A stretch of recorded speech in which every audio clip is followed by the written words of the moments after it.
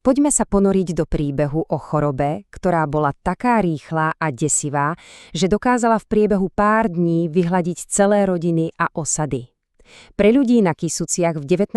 storočí to nebola len nejaká predstava, ale takmer storočie trvajúca nočná mora. Dnes sa pozrieme na choleru, chorobu, ktorá doslova formovala život a smrť celých generácií. Viete, cholera nebola len tak nejaká obyčajná choroba. Jej príznaky boli naozaj brutálne a desivé. Postihnutým sa zovreli pery, koža im vyschlá, stala sa takou nepružnou, puls sa nebezpečne spomalil, oči sa im vpadli hlboko do lebky a potom prišli tie silné hnačky, ktoré telo úplne vyčerpali. Smrť často nastala do 2-3 dní, no niekedy to bolo len pár hodín.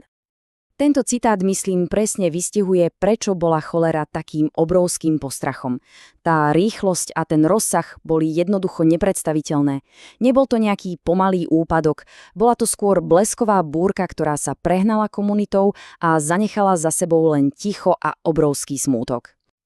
A teraz to dôležité. Tento teror vôbec nepochádzal z Európy. Bol to cudzinec, ktorý si našiel cestu z ďalekej Ázie až do srdca našich hôr a dolín.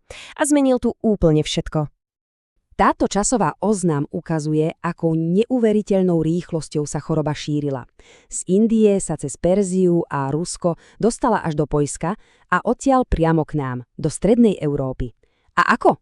Priniesli ju sem ruské vojská, ktoré mali potlačiť poľské povstanie. Ani len netušili, že so sebou nesú oveľa smrteľnejšieho nepriateľa.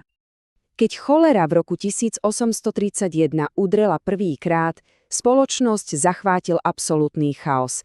Nikto nevedel, čo ju spôsobuje, ako sa šíri, ani ako ju pre Boha liečiť. Bol to doslova boj naslepo proti neviditeľnému zabijakovi. Toto číslo je proste šokujúce. Skúste si to predstaviť. Takmer každý 20. človek vo vašom okolí zomrie v priebehu niekoľkých mesiacov.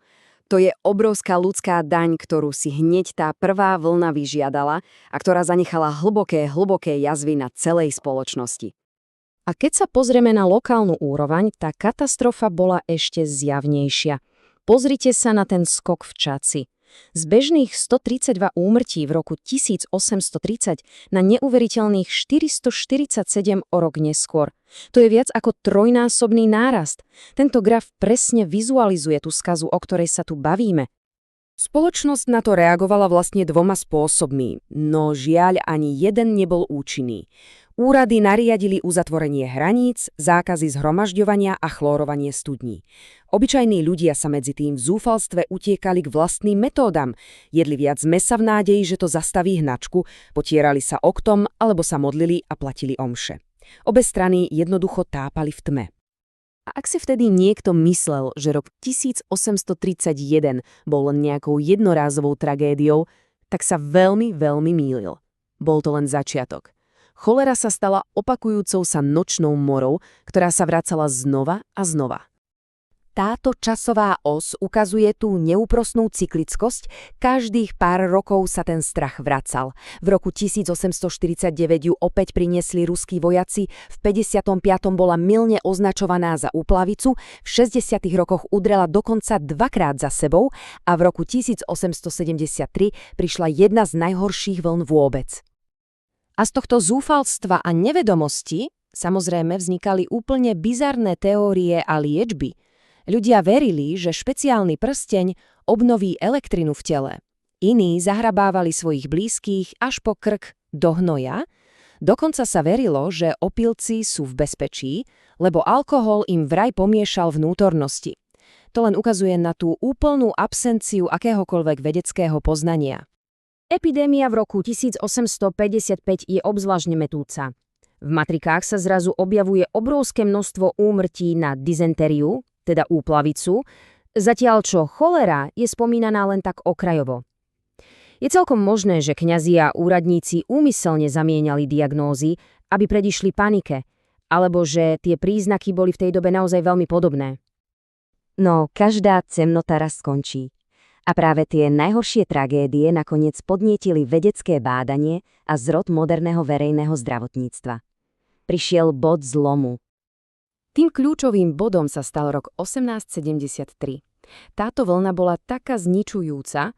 Predstavte si, že v niektorých obciach ako Skalité zomrel každý 15. človek, že už jednoducho nebolo možné ďalej ignorovať potrebu zásadnej zmeny. Spoločnosti uvedomila, že staré metódy nefungujú. A táto zmena sa veľmi rýchlo premietla aj do praxe. Krátko po katastrofe v roku 1873 bol prijatý moderný zdravotnícky zákon. Potom v roku 1883 vedci objavili bacilo Vibrio cholere a tým konečne identifikovali nepriateľa. A v roku 1886 prišli konkrétne vedecky podložené pravidlá pre obce. Bol to definitívny prechod od povier k vede. A tieto nové pravidlá boli revolučné svojou jednoduchosťou a logikou. Udržiavať čistotu, izolovať chorých, hlásiť prípady, čistiť vodu. Tieto zásady, ktoré dnes považujeme za úplnú samozrejmosť, boli vtedy prelomové. Boli to v podstate základy moderného verejného zdravotníctva, ktoré sa zrodili priamo z popola cholerových epidémií. Takže, aký je odkaz tejto dlhej a naozaj bolestivej cesty od nevedomosti k poznaniu? Cholera nebola len zabijakom. Bola aj krutým, no v konečnom dôsledku veľmi účinným učiteľom. Keď cholera udrela znova na konci storočia, ľudia už boli pripravení. Poznali nepriateľa, vedeli, že sa šíri kontaminovanou vodou a poznali silu dezinfekcie a hygieny. Z nevyspytateľného postrachu sa konečne stala choroba, proti ktorej sa dalo bojovať a áno, aj vyhrať. A tak príbeh cholery zanecháva jednu dôležitú otázku. Ukázal nám, ako sa strach a povery môžu zmeniť na vedu a organizovanú akciu. Aké lekcie z tohto historického boja proti neviditeľnému nepriateľovi môžeme využiť dnes, keď čelíme vlastným, moderným, globálnym zdravotným výzvam?